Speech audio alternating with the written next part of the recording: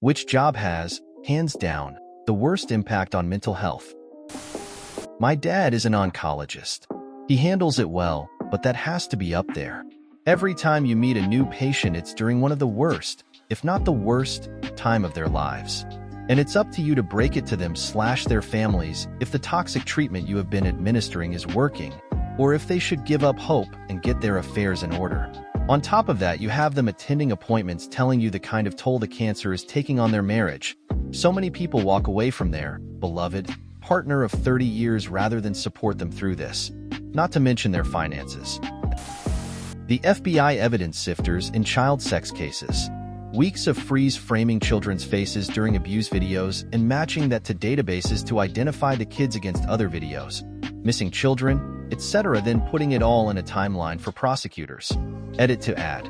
They have to watch these videos looping back over and over to record audio, names, places, numbers, background noises, and any other evidence that might connect persons to acts or cases to other cases. First responders will eventually watch a person die right in front of them, more than likely. Crime scene cleanup. Entire families murder-suicide. Seeing dead babies would wreck me.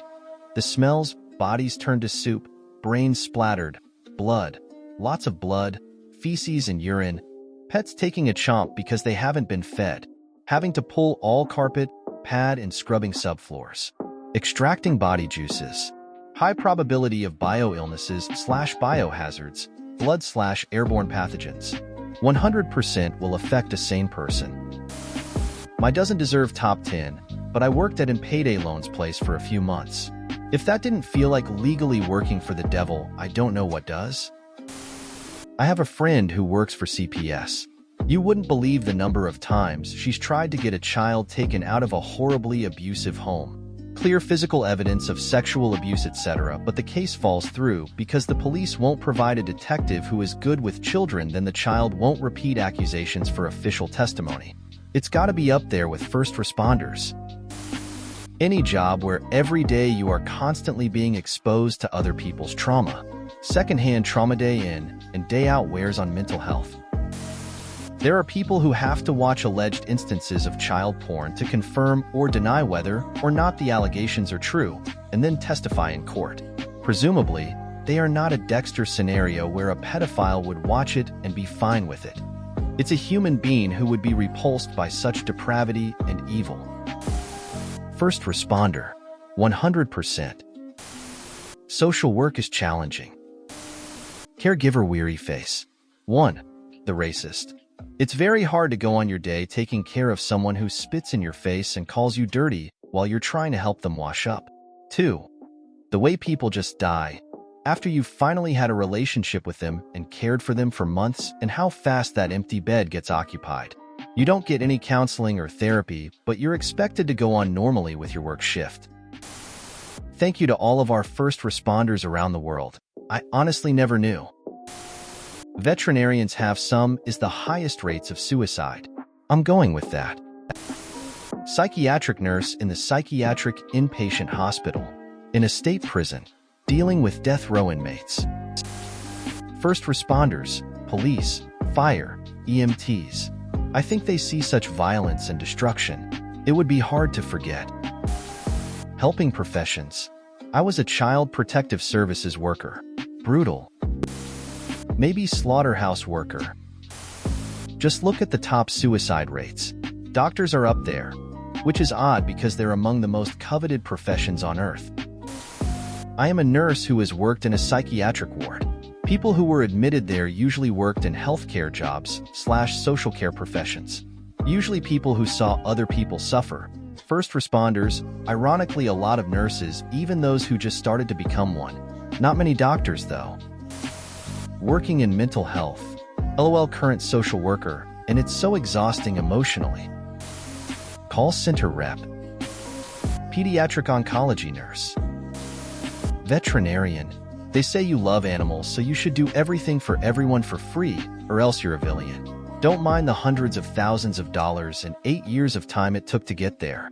People don't save for their pets, then we are the bad guys. Social worker. Soldier. Postal worker. Veterinarian.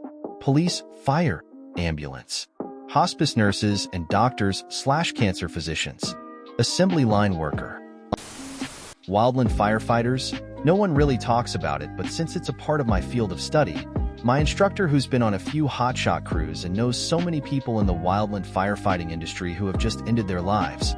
You work 14 hours days for 2 weeks or more of some of the most physically demanding work anyone can do. Usually can't shower.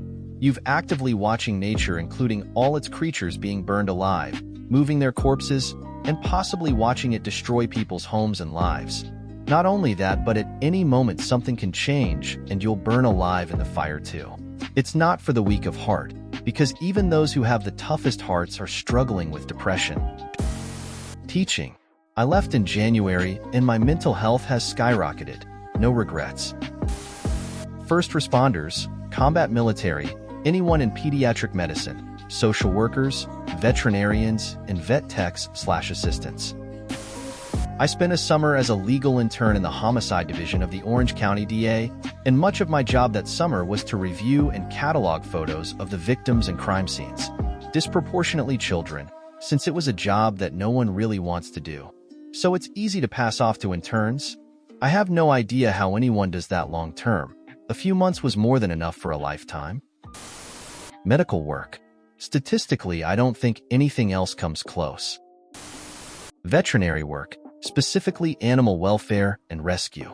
The things that people will do to another living creature is horrendous. I dislike the entire human race. I think the world would be better off if we all just fucked off and died. Therapist. Listening to people's problems for 8 hours every day will be extremely taxing. I mean, being a nurse during the pandemic was pretty shit on a lot of people's mental health. I can think of 2.